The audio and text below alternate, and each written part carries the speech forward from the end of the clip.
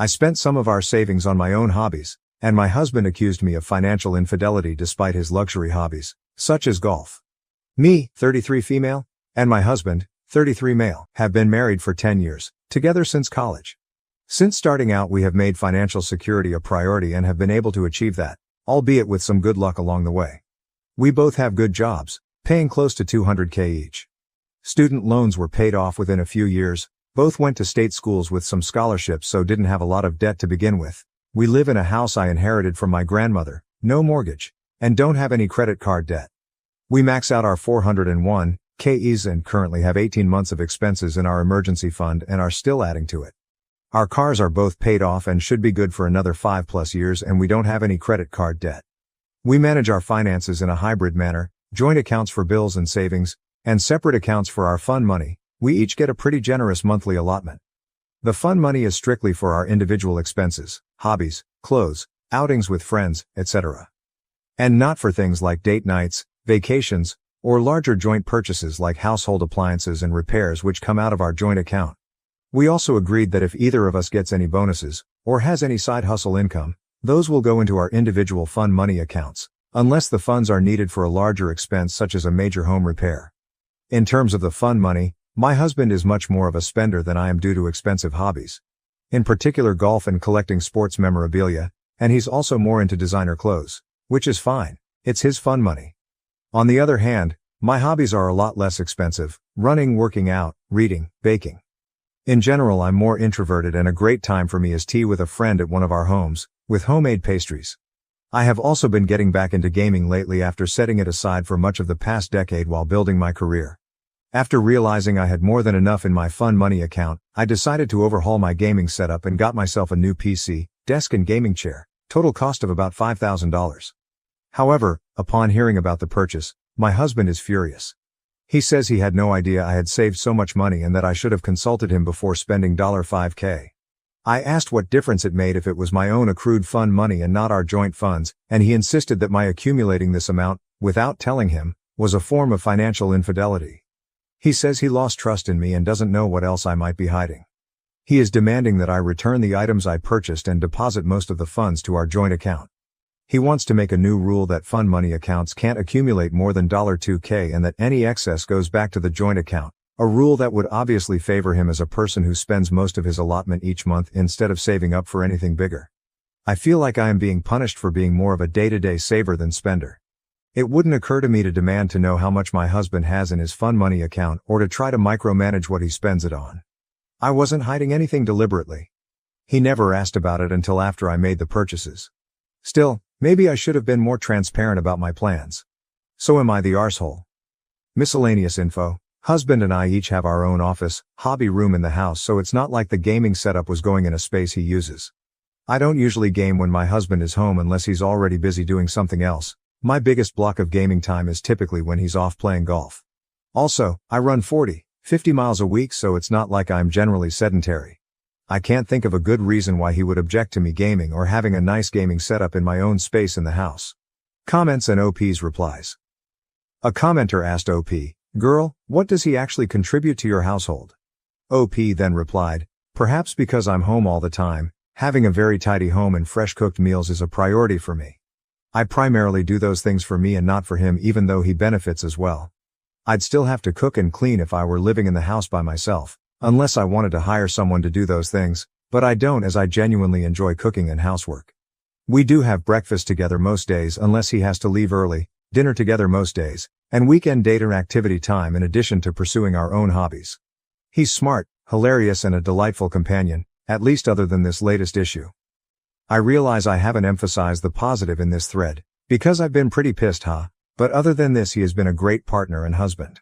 People are confused on how much money they have, so OP elaborates. Together we have joint cash savings of $250K, plus retirement savings approaching the 7-figure mark.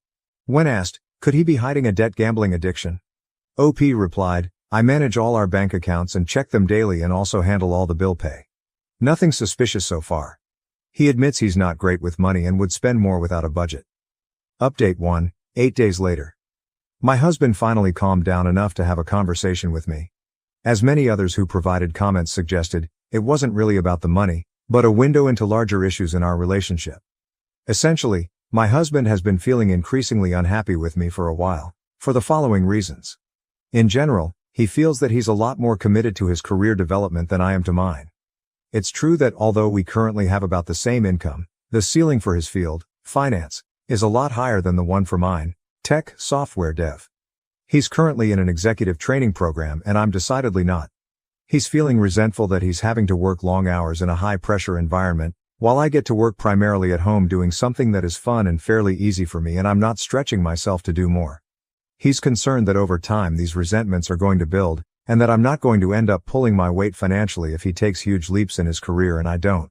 He remarked that, since getting back into gaming a few months ago, I have been putting a bit less effort into cooking. I do nearly all the cooking because I work at home and have an easier schedule.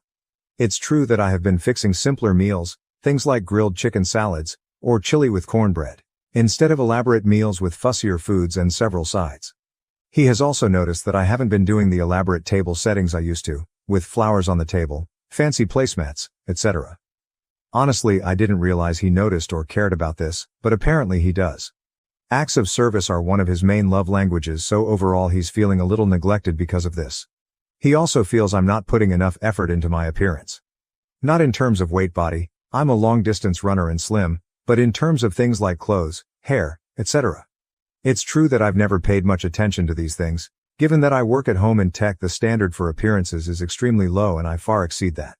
I tend to buy simple, practical clothes at places like Target and Walmart, don't wear much makeup and keep my hair in a simple ponytail.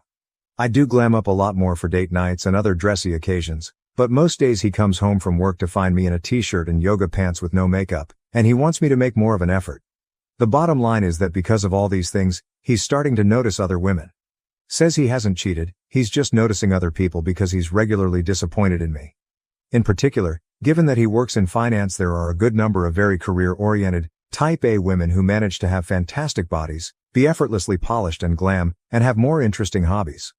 He also says he feels horrible about all this because he knows I'm a good person and that he's being judgmental.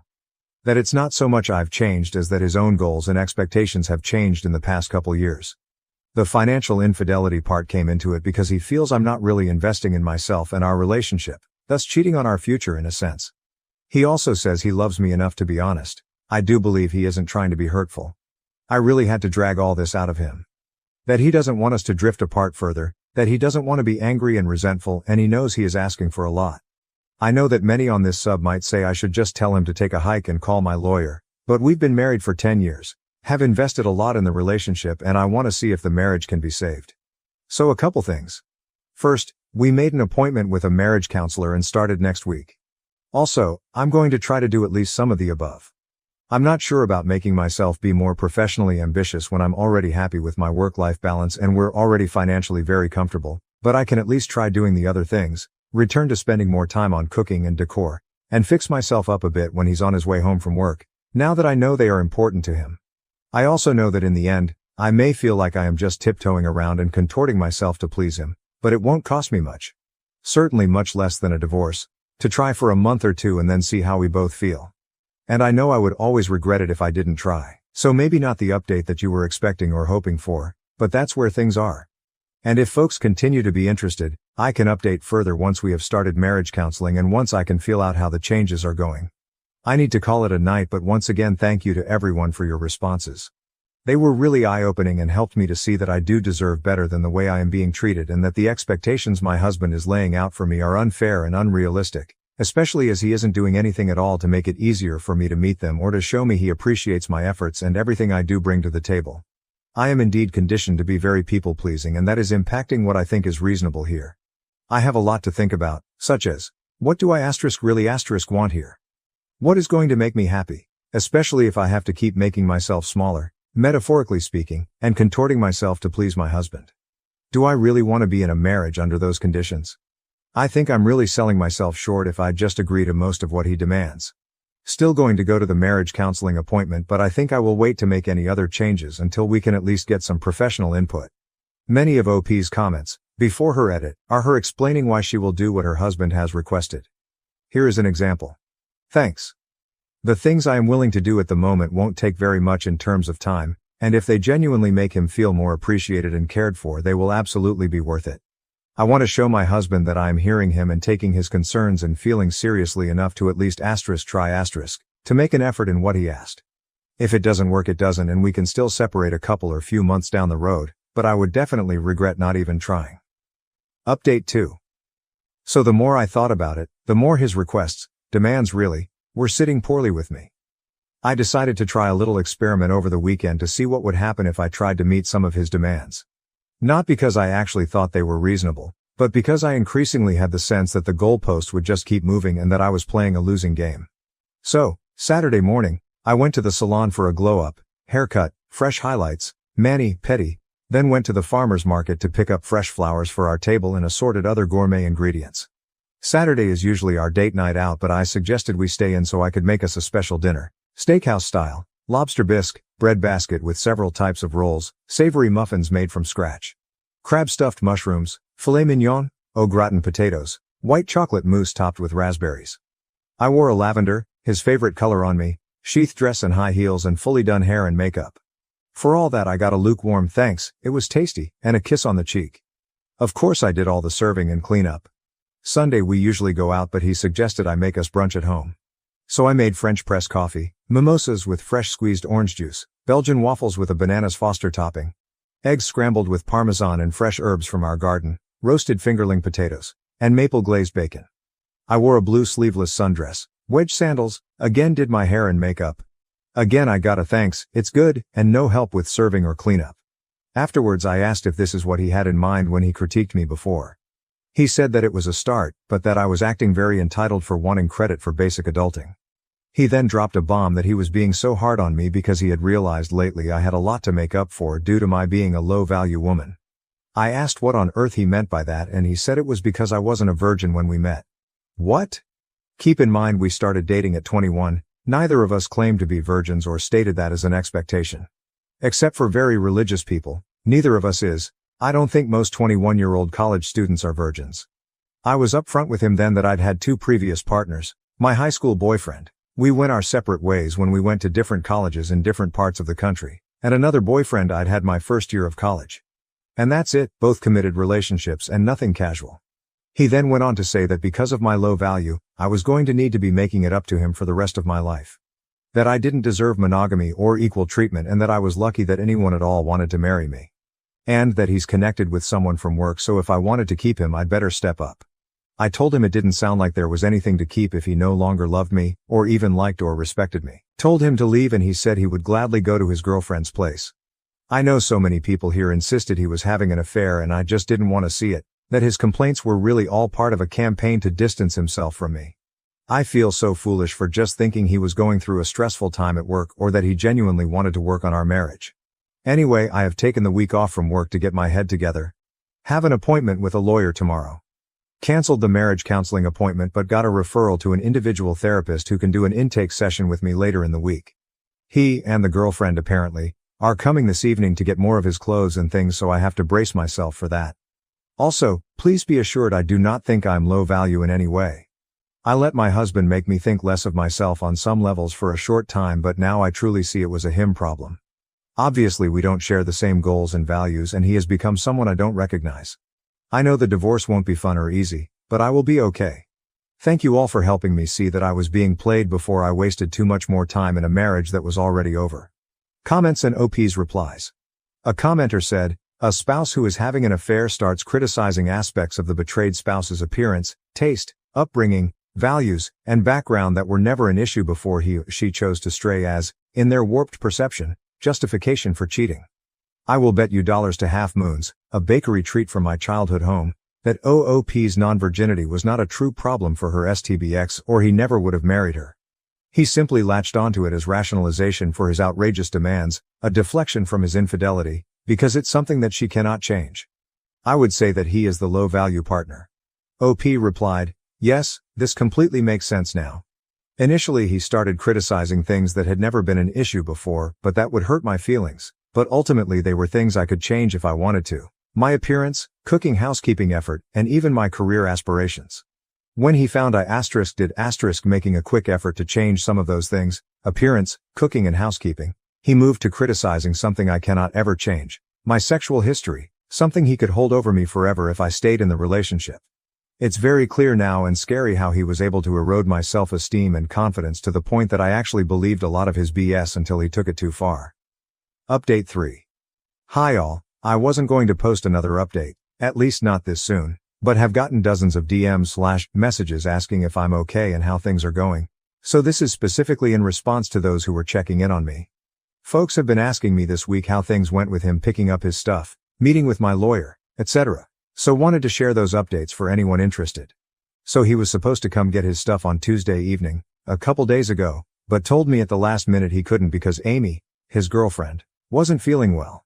Some people called in the comments, but yes, she's pregnant apparently. He told me this on text, so I have proof of the affair in writing now. It's not just his word against mine.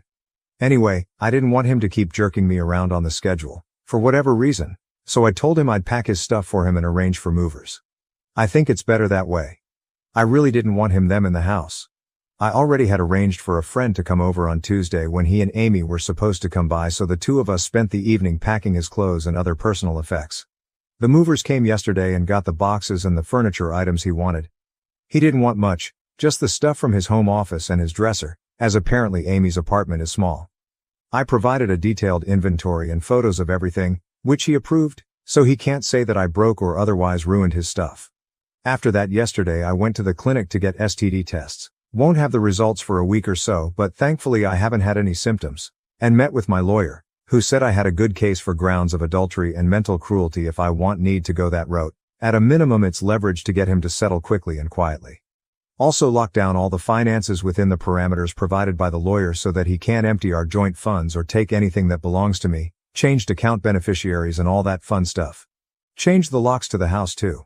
I decided to take the advice of some of the commenters and am getting rid of the bed and other bedroom furniture I shared with him. I'm donating it, someone is coming this afternoon to haul it all off, and am going to completely redecorate the bedroom to my own taste. That will take a bit, staying in one of the guest rooms in the meantime. I'm also taking a spa weekend away, leaving tomorrow morning and back Sunday night, just to get a change of scenery before I have to go back to work next week.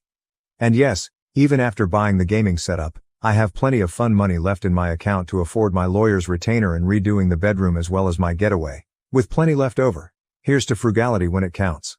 Those are the main updates for the moment. I'm doing better than expected, I think, and realizing more day by day that it really wasn't a good marriage, at least not for the last couple years when he started expecting me to do everything around the house, and all the other emotional labor of running our lives outside of work, with no help and little to no gratitude. Amy sure is going to have her hands full. Comments and OP's replies. The incoming child. Also, he was hardcore child-free before. I didn't want kids either, but he was especially militant about it. I mean, maybe he changed his mind, but it doesn't seem like this was exactly a planned pregnancy. Plus, he can't even be bothered to put his own laundry in the hamper or put a dish in the dishwasher. How is he going to deal with an infant? Anyway, not really my problem, and I guess he'll figure it out. Or not. Is he her superior at work? My understanding is that they are peers, he isn't her boss. I don't think it is against the rules for co-workers of the same level to date. At least not as some of our, his friends met at work there and it wasn't an issue. So for that reason I think I'll stay out of it, especially as I do want him to stay gainfully employed until the divorce is completely final. Still, I agree it's awfully foolish to have an affair at work that results in a pregnancy while one of the people is still married. I mean, you can't hide that messiness, it's going to be physically obvious. Further info on that? Right, it's probably going to cause some drama at the office but isn't fireable unless they do something even more foolish like getting caught in the act at work. As far as I know, nothing like that happened. When he was disclosing the affair the other day, he said that he often went to her place after work when he was supposedly working late, and sometimes on Saturdays instead of playing golf. How is a 24-year-old making the same amount of money as your ex? They are both in an executive training program for fairly recent MBA graduates. Amy is apparently some sort of prodigy who got hers at 21. My STBX started out in supply chain management, then the company paid for his MBA, which he finished a couple years ago, and after that, he moved to the finance side and was accepted into the training program earlier this year. She's 24, apparently graduated from college at 18 and got her MBA at 21. And he just got his MBA a couple years ago, and was on a different business operations track before switching to finance. Once again, I cannot thank everyone here enough. I need to get ready for my spa weekend away. So apologies if I have not responded to your comment or DM, but I am really grateful for all the support and encouragement. Hopefully there won't be any more notable updates for a while. I really just want a smooth and easy divorce and to get on with my life. So please keep your fingers crossed for me. Update 4. I'm updating again here because a lot of kind people have been checking in with well wishes and to see how I'm holding up. Sorry for not updating sooner, but as soon as I got back from the spa weekend I mentioned in my last update, I dove into working with my attorney on the divorce settlement, and didn't think it wise to put my business on the internet, however anonymously, with the legal issues up in the air. The good news is that we were able to come to an agreement pretty quickly and everything is now executed, just waiting for the court date which could take another couple months, but my lawyer says the agreement is airtight. It wasn't quite as favorable as most of you all lovely folks probably would have wanted for me, but I was highly motivated to get it done fast. I did get everything that really mattered to me. First, the house I inherited from my grandmother is 100% mine, along with all the furnishings and other effects in the house. My own retirement accounts and my fund money account are all mine as well. Otherwise, I did have to give him 75% of the other cash assets. Although he wasn't on the title for the house, he did contribute substantially to the large renovation we did, as well as to upkeep since then, and the house appreciated very substantially in the years since we moved in. It's fine as I still have plenty of money, especially as I'm quite frugal most of the time and can rebuild cash savings quickly. Our agreement also states that neither of us has a claim on each other's past, present or future earnings. So in case something happens and he loses his job before the court date, I won't be liable for any alimony. This is actually overall a very good deal for me and gives me a lot of security. In case anyone is wondering how we got this done so quickly, our state allows divorce on mutual consent grounds, which basically allows for a quick divorce without a legal separation period if the parties come to an agreement about all the finances and assets. Given that Amy is pregnant, my soon-to-be ex, let's call him Joe, yes, like the psychopath in the show You, was also very motivated to not drag this out.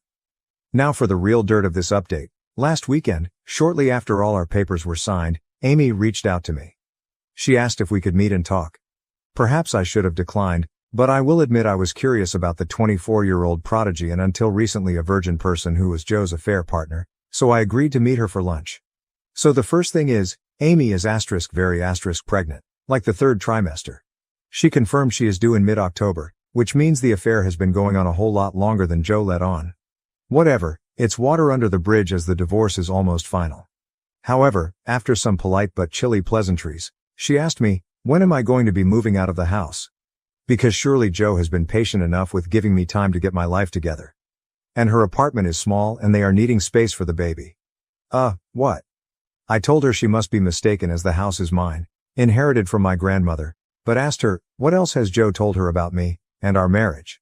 And, lie after lie, Joe's lies, that is, tumbled out of her mouth, along with crumbs of the real story.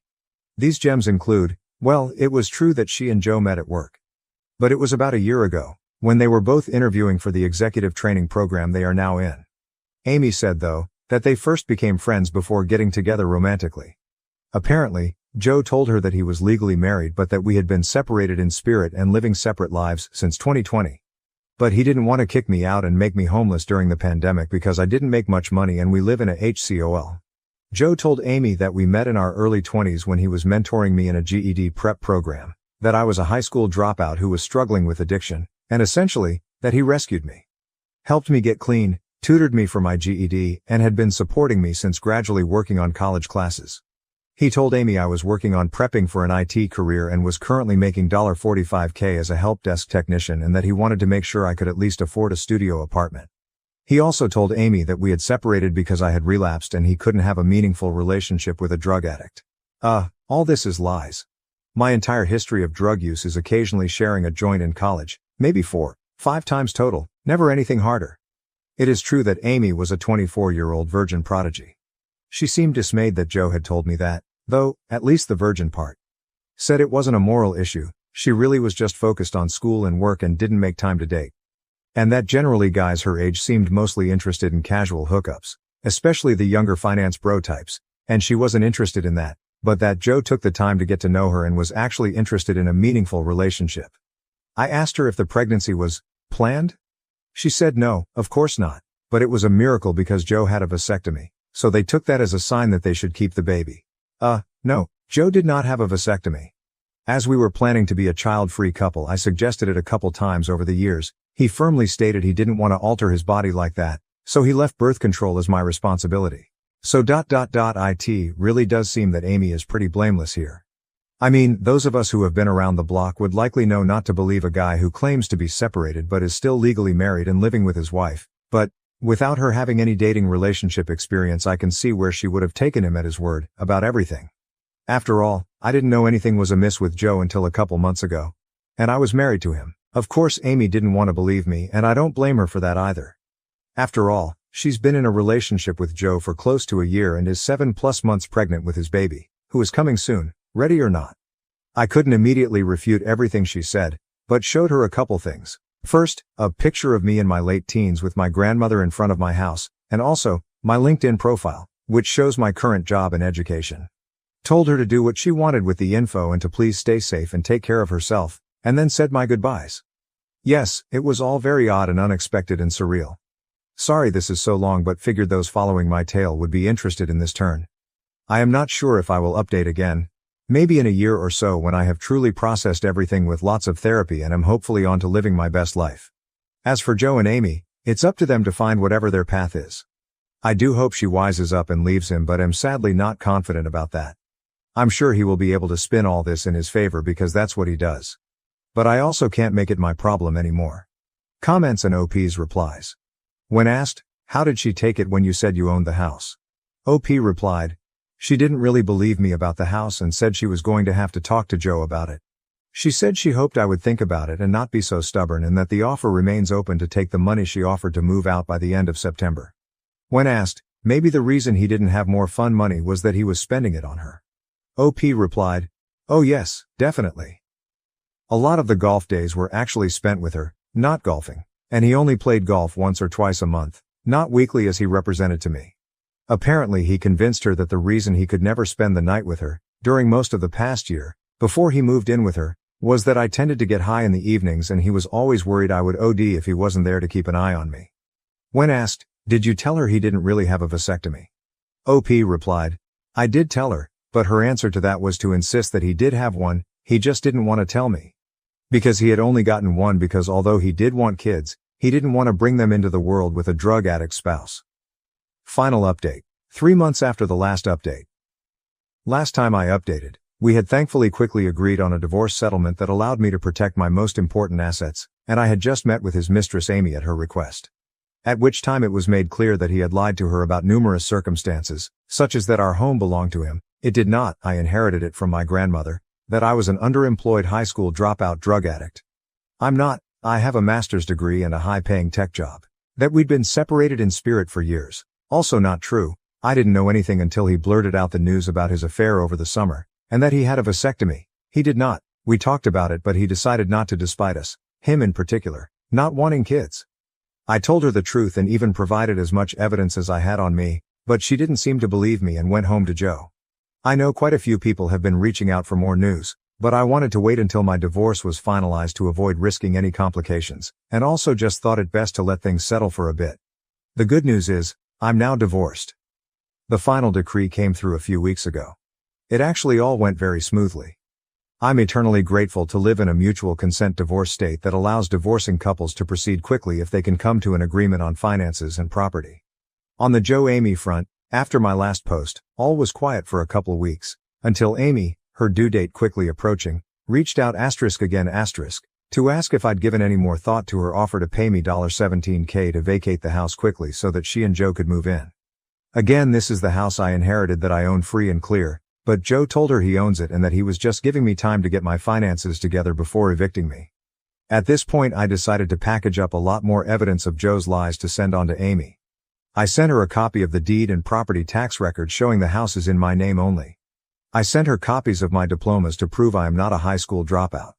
I sent her some info on various professional associations I'm involved in and awards I have won to show I actually do have a senior level job and am not underemployed, as well as proof of my income. I sent her copies of all my drug test results for the past 5 years. I have a drug-free workplace and have to test 2-3 times a year, to show I am not an addict. I sent her time-stamped photos and text exchanges to show that Joe was still having a romantic relationship with me until July this year. Nothing salacious, Just photos of us showing G-rated affection, exchanging loving words over text. I even found a text exchange from a couple years ago when we last discussed him potentially getting a vasectomy, with his final decision not to proceed with one. A couple days later she responded. She believed me. However, in the end it didn't matter as Joe convinced her he had lied for very good reasons. The way they both tell the story, they met at work and were incredibly drawn to each other, in a way that felt inevitable. However, due to Joe being married, he felt that if Amy knew he was, to that point, happily married, she would either turn away from him and miss out on the love of a lifetime, or she would go ahead with an affair but be consumed with guilt. So to avoid either of these outcomes, and especially to save Amy from guilt, Joe decided to create an alternative narrative in which he was in a marriage that had ended for all intents and purposes years ago, in all ways but legally, because I was an uneducated addict who kept relapsing and couldn't get my life together. That was she could essentially believe he was single. How noble of Joe, to bear all the guilt alone. Unfortunately, Amy said she understood and forgave him immediately. With a baby due any day, I suppose I can sort of understand the desire to justify the lies, even though the reality is horrifying. I suppose it's also not my problem anymore. Amy did have her baby over a month ago and I guess she and Joe will make whatever life together or not is meant to be. As for me, I'm doing very well. Actually got a big promotion at work, not managing people which I don't want to do but will be working on higher profile projects, with a 40% raise. Which starts after the new year. The house is really big for just me, so I have a couple roommates now. A friend who is also going through a divorce moved in, as well as a younger, mid-20s cousin who moved to the city for work. We're all having a lot of fun together. I'm not really ready to date yet, still in therapy processing all the marital fallout, but getting there and looking forward to whatever new adventures life has to offer. This will probably be my last post, in this series anyway, as the saga of Joe and Amy, or at least my role in it, is finished. With us legally divorced and having no ongoing financial or other ties, the best thing I can do is leave them to their own story and get on with my Joe-free next phase. Thank you all for listening to my story for much of 2023. I do truly appreciate the support and helpful advice I received along the way. Thank you for watching. If you haven't subscribed yet, please do so and hit the notification bell to stay updated with more shocking real-life stories happening around you.